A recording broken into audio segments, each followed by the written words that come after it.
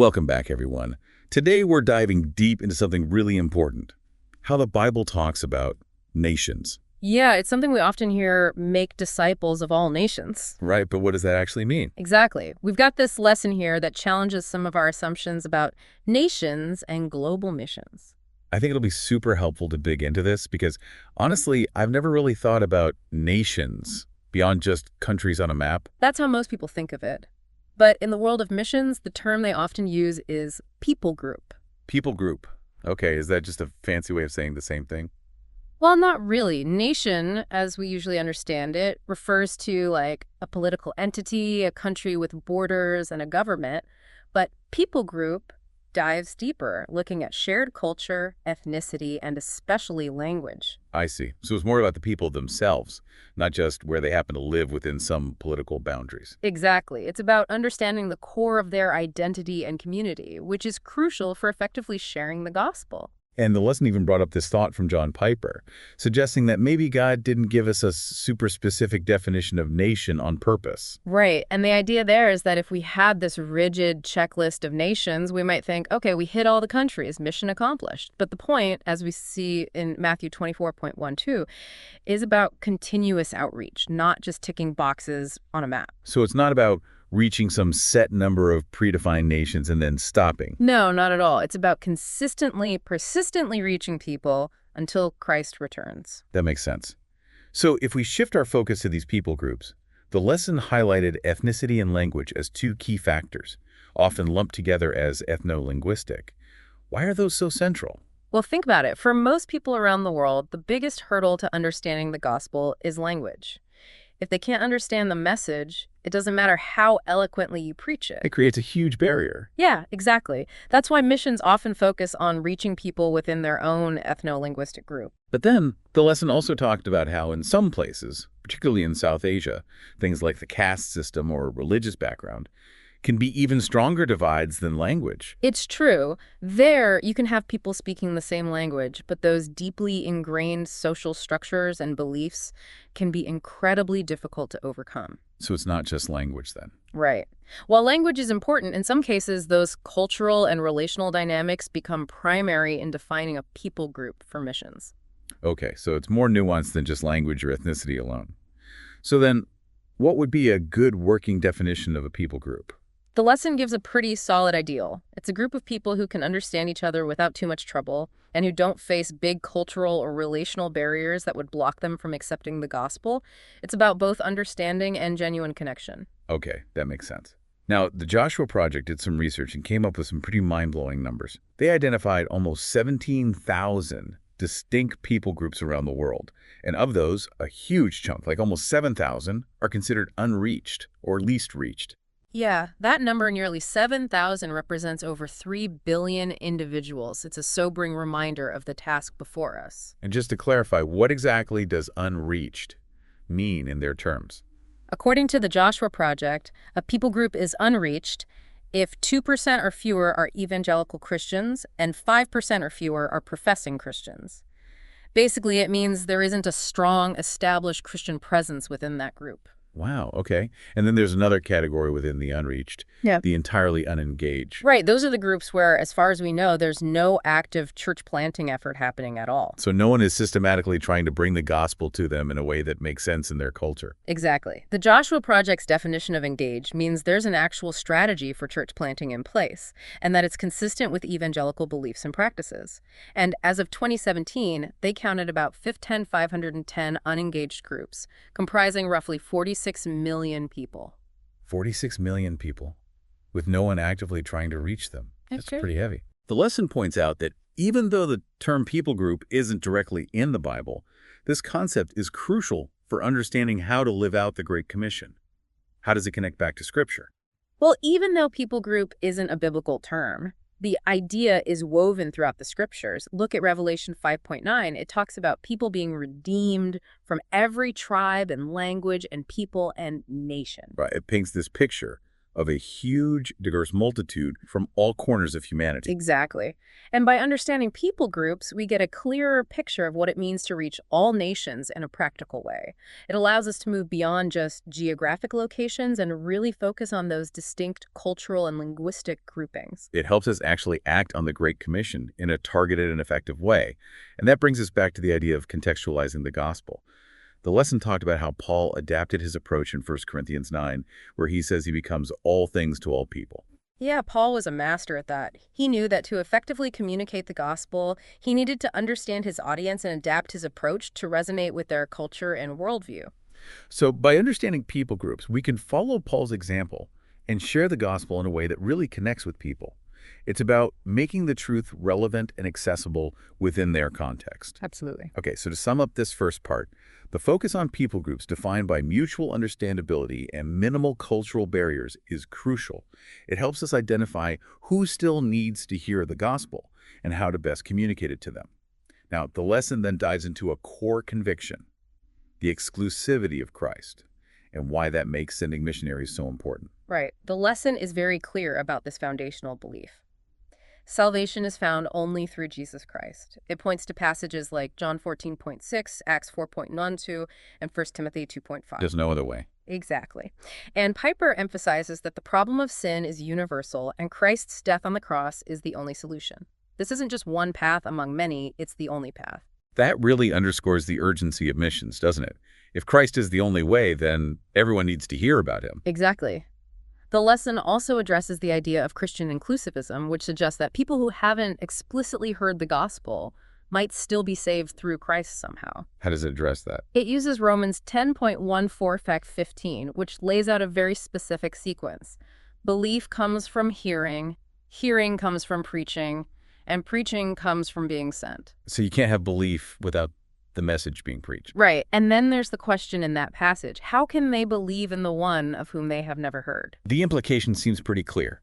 They can't. Exactly. And the passage doesn't just mean hearing about God in a general sense. It means specifically hearing the preached gospel about Jesus Christ brought by those who have been sent to proclaim it. Okay, so the unique and exclusive nature of salvation through Christ makes sending messengers absolutely necessary. Now, let's circle back to the Great Commission.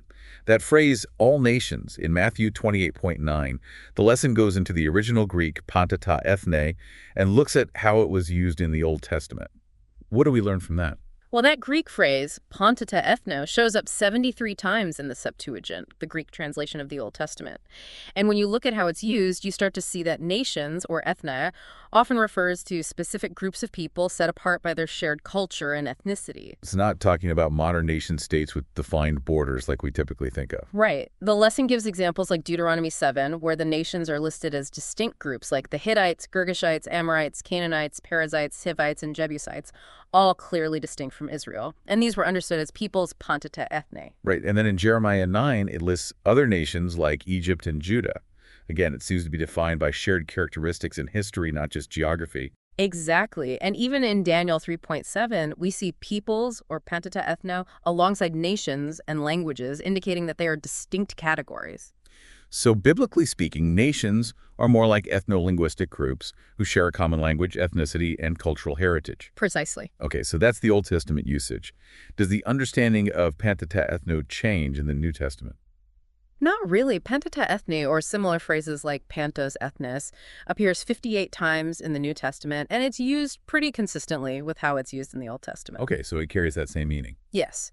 And a great example is the day of Pentecost in Acts 2. Remember, it describes people from every nation, pantos ethnos, and they hear the message in their own languages. So it specifically mentions people from Parthia, Media, Elam, Mesopotamia, Judea, Cappadocia, Pontus, Asia, Phrygia, Pamphylia, Egypt, the parts of Libya belonging to Cyrene, visitors from Rome, both Jews and proselytes, Cretans and Arabians.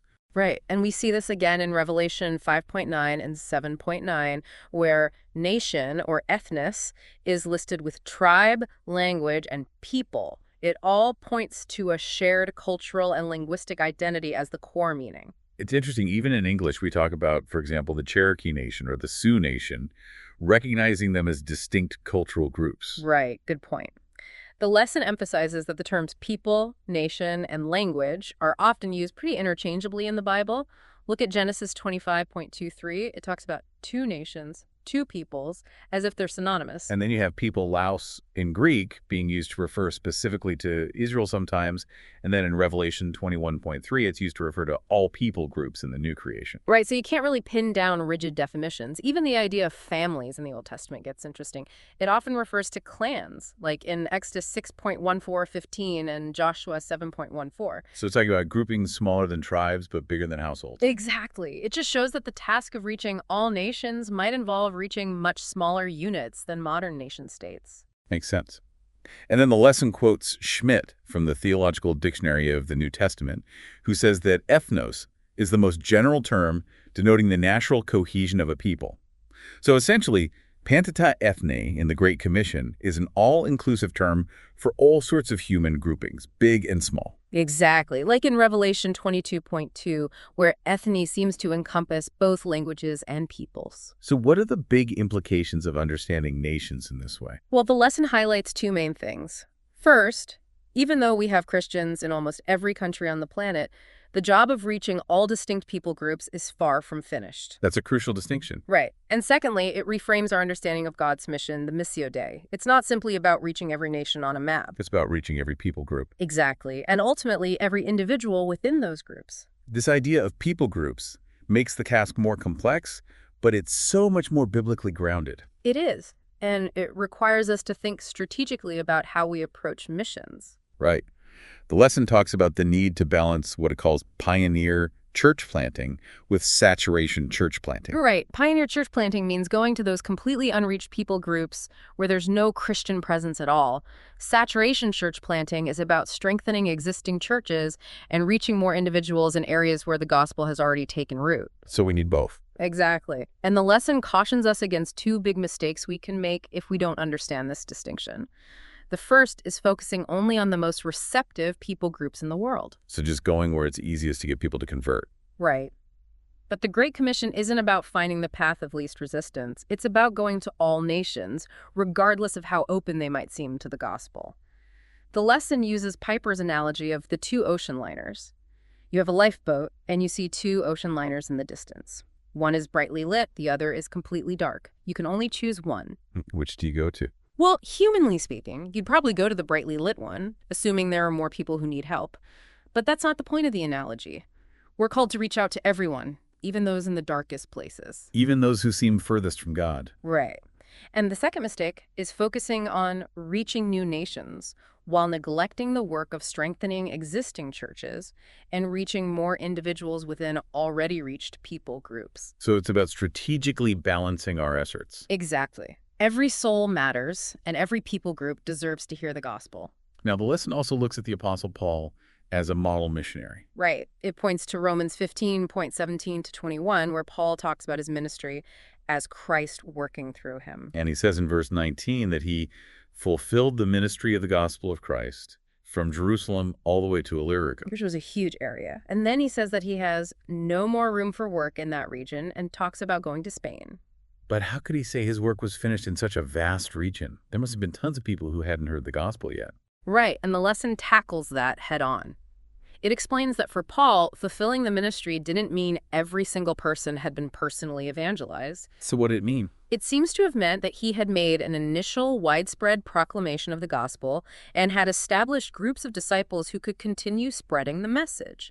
Remember, he later tells Timothy in Ephesus, which was part of that region, to do the work of an evangelist. So Paul's focus was on pioneering, taking the gospel to new places where Christ was unknown. Exactly. This leads to the distinction the lesson makes between Paul-type and Timothy-type missionaries, based on Piper and Steller's work. Right. A Timothy-type missionary, like Timothy in Ephesus, goes to places where the church is already established and focuses on strengthening and equipping those believers. Which is incredibly important work. Absolutely. But a Paul-type missionary is driven by that same ambition Paul had to reach those unreached people groups who have never heard the gospel. Like Paul saying he had no more room for work because he was constantly pushing into new frontiers. Precisely. And the lesson points out a rather sobering statistic. There are likely 10 times more Timothy-type missionaries than Paul-type missionaries today. Wow. It's a big problem because, as we've discussed, there are still so many unreached people groups out there, especially among Muslim, Hindu, Buddhist, and tribal populations. People who have no access to a church that preaches the gospel in their own culture. The lesson even mentions the book The Unreached Peoples, which lists over 2,000 least reached groups. Right. It's a reminder that the need for Paul-type missionaries is still very much alive and crucial. And it's important to remember, as the lesson points out, that Paul-type missionaries don't work in isolation. They work in teams. They're sent out by churches, like Paul being sent out by the church in Antioch. Absolutely. Frontier missions is a collaborative effort supported by the wider body of Christ. Now, all of this leads to a concept the lesson calls the Great Imbalance. Right. This refers to the disproportionate way missionary efforts are focused globally. The lesson cites research that says about 90% of missionaries work in areas where there's already a Christian witness, while only 10% work in the 1040 window, which is home to 98% of the world's unreached peoples. It's a staggering disparity. Right. And the lesson makes it clear. This isn't about shaming those working in reached areas. No, of course not. It's about recognizing that if over 40% of the world's population is still unreached or unengaged, we have a problem. We do. We need to look at how we're deploying resources and personnel and make sure it aligns with Jesus' command to reach all nations, all people groups. And the lesson reminds us that even in areas considered reached, the work might be far from over. That's right. The Joshua Project's definition of unreached, less than 2% evangelical, less than 5% professing Christians, shows that there's still much work to be done, even in places that seem to have a Christian presence. So what's the takeaway here? What should we be doing? I think the lesson is urging us to prioritize reaching those who have never heard the gospel, while also supporting and celebrating all types of faithful ministry. It's about strategic focus, about being good stewards of the resources God has given us. Exactly. So as we wrap up this deep dive, I'd like to pose a question to our listeners. We've explored how the Bible defines nations, the need for missions to the unreached, and the imbalance in how we're approaching missions. Knowing all of this, how does it change your view of global engagement and the work that still needs to be done? What role can you play in addressing this imbalance? We'd encourage you to dig deeper into the resources we've discussed. Maybe check out Piper's book, Let the Nations Be Glad, or explore the Joshua Project website. Let these ideas challenge you and guide your own involvement in missions. Thank you all for joining us on this journey. We pray it's been helpful and inspiring.